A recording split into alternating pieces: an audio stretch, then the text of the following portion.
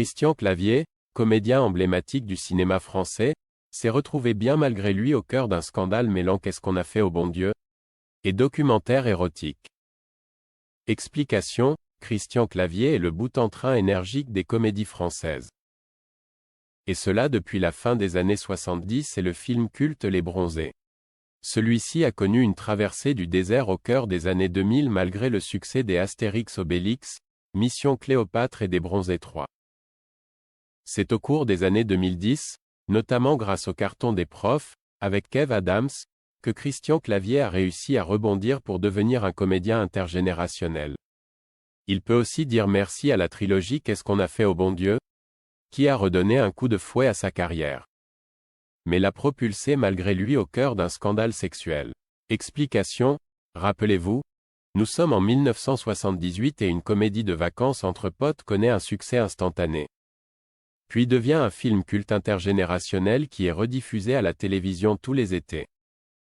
Son titre, Les Bronzés, soit une satire des clubs de vacances populaires et beaufs de la fin des 70s.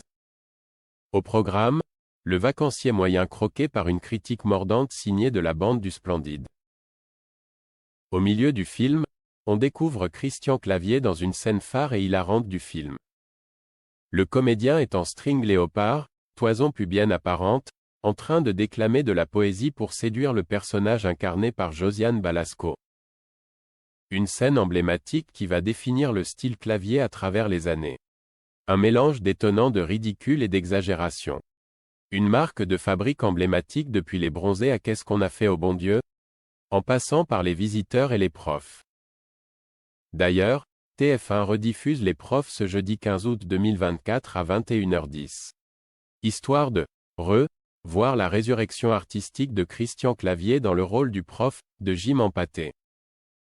Notamment lors d'une scène d'anthologie fumant un joint avec l'élève turbulent campé par Kev Adams. Mais Les Profs n'est pas le seul succès de la troisième partie de carrière de l'indéboulonnable taulier de la comédie française. Un an après, celui-ci incarne le patriarche Cato coincé de Qu'est-ce qu'on a fait au bon Dieu ? Une comédie familiale jouant sur les clichés, le multiculturalisme et les différentes religions en France. Un carton monstre avec plus de 12 millions de spectateurs.